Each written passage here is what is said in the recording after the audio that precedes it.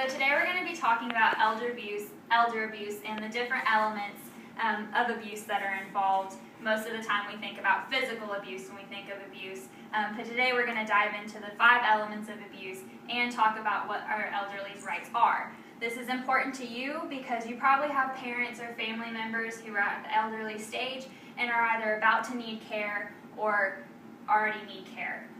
And of course yourself will be elderly one day and will need care. So the first element we're going to talk about is neglect.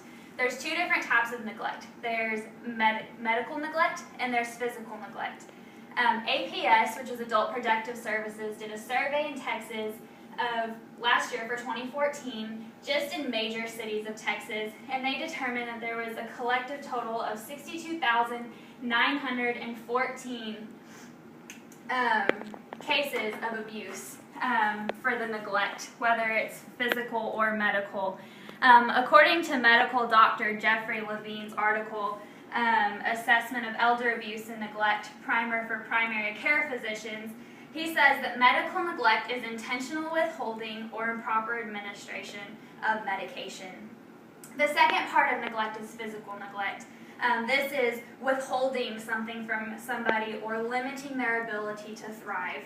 So there's 2 parts of this type of neglect. There's unwillingness and unable. Unwillingness pairs with self-neglect, which typically stems from patients who are Alzheimer's, dementia, maybe lonely or depressed, and they just don't want to take care of themselves anymore. They've given up whatever their reason. Unable is where you as the caretaker would come in and be more responsible for the type of neglect that you could give them. If you're not making sure they're receiving their meal, they can become malnourished. If you're not turning them in bed, if they're bedbound, they can get bed sores. So that would be a form of physical neglect. The second element we're going to talk about is physical abuse. Back to our doctor, Jeffrey Levine, he tells us that it's hitting, slapping, grabbing, or any sort of physical harm that may be caused towards an elderly person. The study from APS also showed that there was 1,219 cases in Texas of these people being abused. Financial abuse. This is something that's really common, exploitation of elderly. Haya El-Nesser's article, Abuse Risk Grows as USA Grays, she tells us that a lot of family members and caretakers will take advantage of the elderly by getting them to sign away on assets that they're not realizing that they're signing it away. So they're tricking them into signing these things away, whether it be a car, money, or a house. The 4th form of abuse is sexual abuse. Jeffrey Levine tells us that this is sexual activity that is non-consensual.